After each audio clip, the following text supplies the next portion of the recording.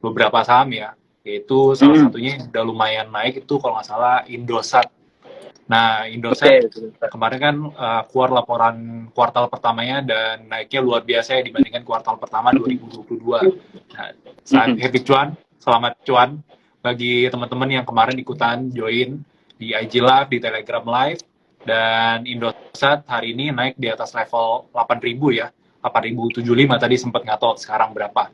Nah, dengan kenaikan tersebut artinya Indosat udah mulai harganya udah mulai membentuk higher high gitu.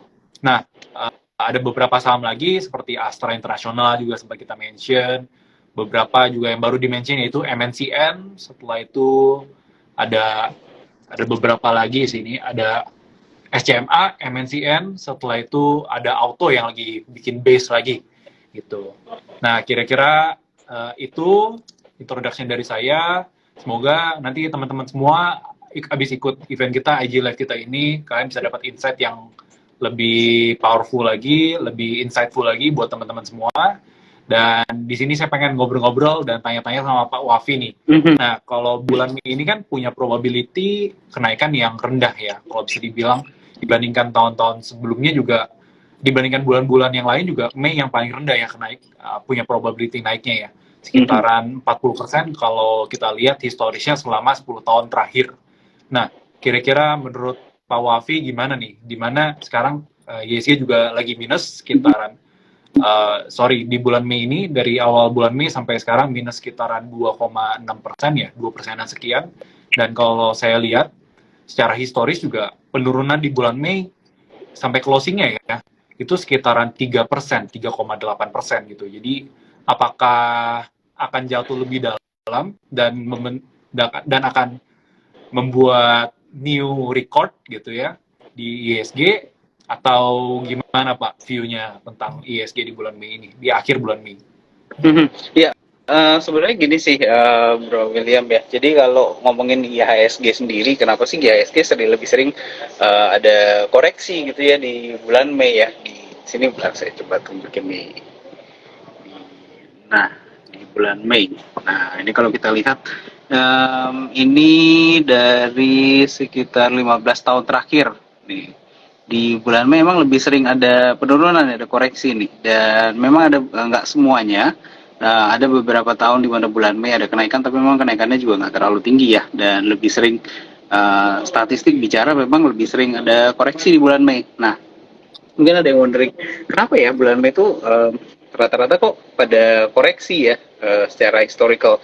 Karena memang yang pertama ada beberapa komponen. Yang pertama itu pembagian dividen, musim pembagian dividen. Jadi rata-rata memang sudah dapat laporan keuangan tahun sebelumnya, kemudian masuk ke musim pembagian dividen. Jadi investor kebanyakan mengkaji ulang lagi nih strategi portofolionya mereka. Jadi habis dapat dividen ya mereka keluar dulu lah, cash out dulu, atur lagi posisi strategi portofolionya mereka. Makanya otomatis kan pasti jualan. Itu yang pertama.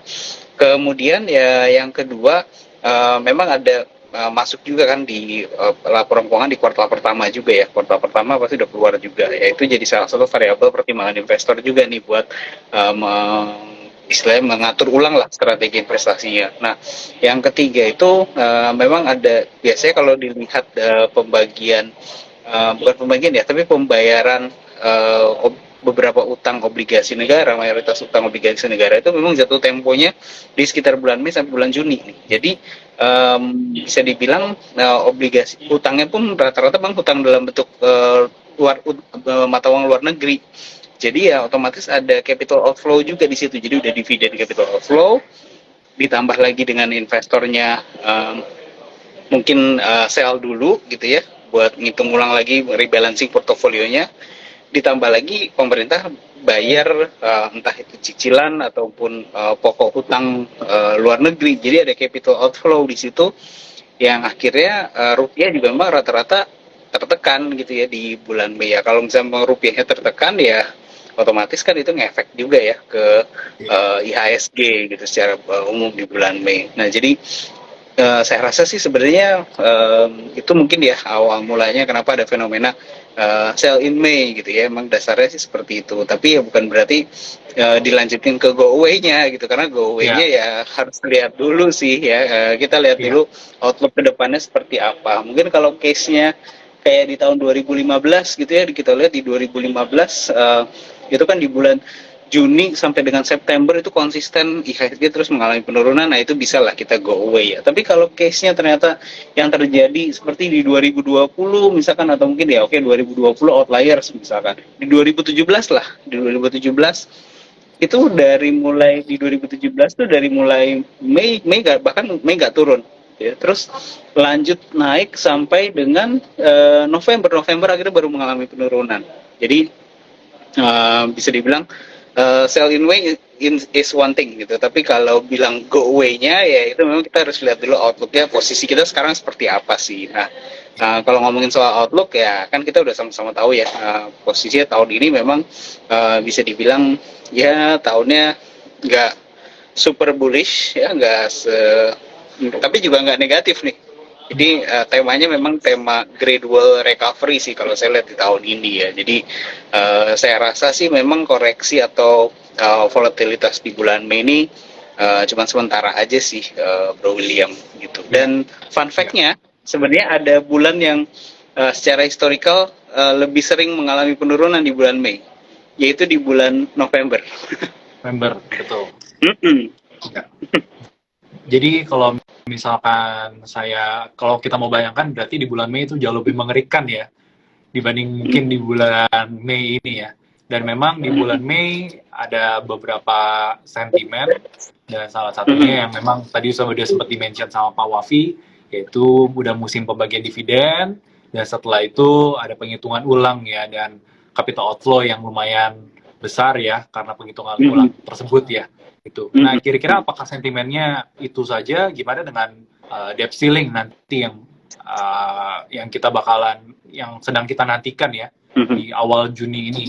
Apakah itu jadi sentimen negatif juga? Karena kalau kita lihat pasarnya masih cukup flat dari beberapa hari kemarin, dan minggu kemarin juga agak flat ya pasarnya ya.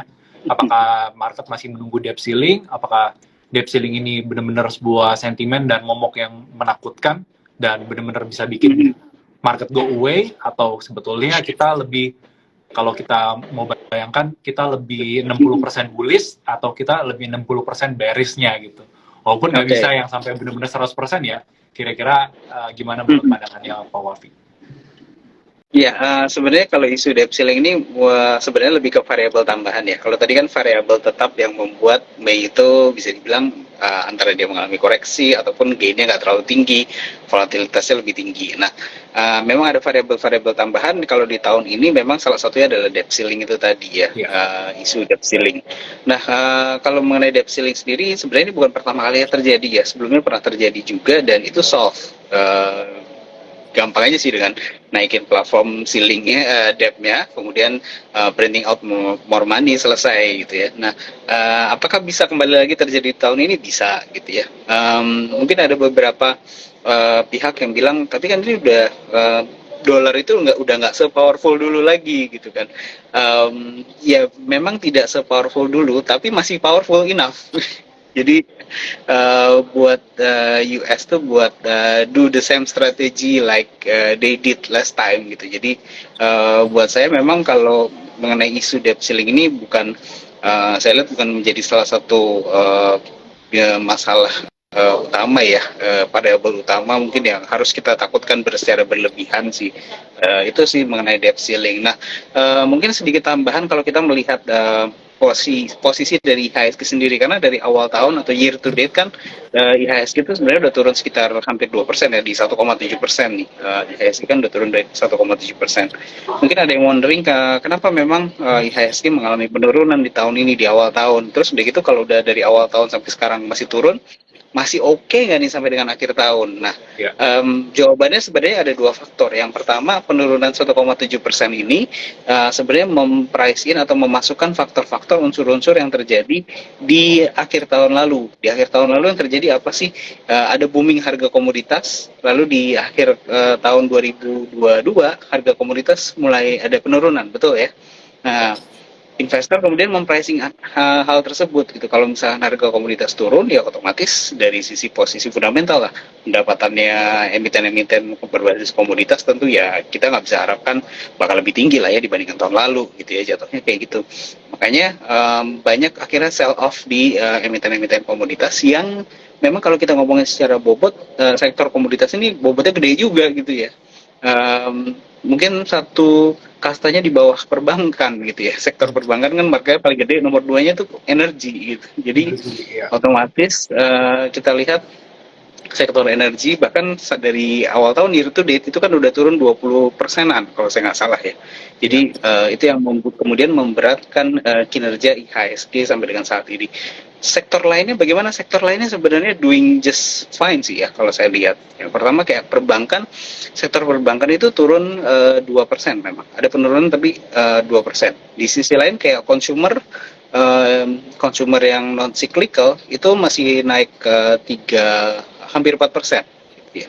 Yang turun terdalam kedua itu adalah sektor basic material atau bahan dasar itu yang turun hampir 16% gitu ya. Itu penurunan terdalam kedua. Jadi saya rasa memang menjawab pertanyaan kenapa IHSG turun sampai dengan saat ini dari awal tahun itu memang seiring dengan penurunan harga komoditas, tapi bukan berarti kita lihat ini penurunannya masih akan berlanjut nih karena masih ada potensi buat rebound sebenarnya di nanti di semester kedua. Nah kalau gitu katalis buat reboundnya apa sih gitu kan? Kalau katalis buat reboundnya sebenarnya ada beberapa. Yang pertama kita lihat efek kenaikan bahan bakar BBM subsidi ya. BBM subsidi kan naik di kalau saya nggak salah sekitar September tahun lalu ya, September atau Oktober tahun lalu. Itu efeknya masih kerasa sampai sekarang. Dan kelihatannya baru akan berkurang nanti di sekitar pertengahan di Agustus karena memang ada lagging 1 tahun biasanya. Kalau habis naikkan bahan bakar, terutama bahan bakar subsidi ya, kalau non subsidi kan jarang yang pakai gitu ya. Saya aja masih pakai Pertalite gitu ya. Terus baru kelihatan tingkat inflasinya tuh baru mulai turun nanti di sekitar semester kedua di Agustus atau September kita mulai ada penurunan.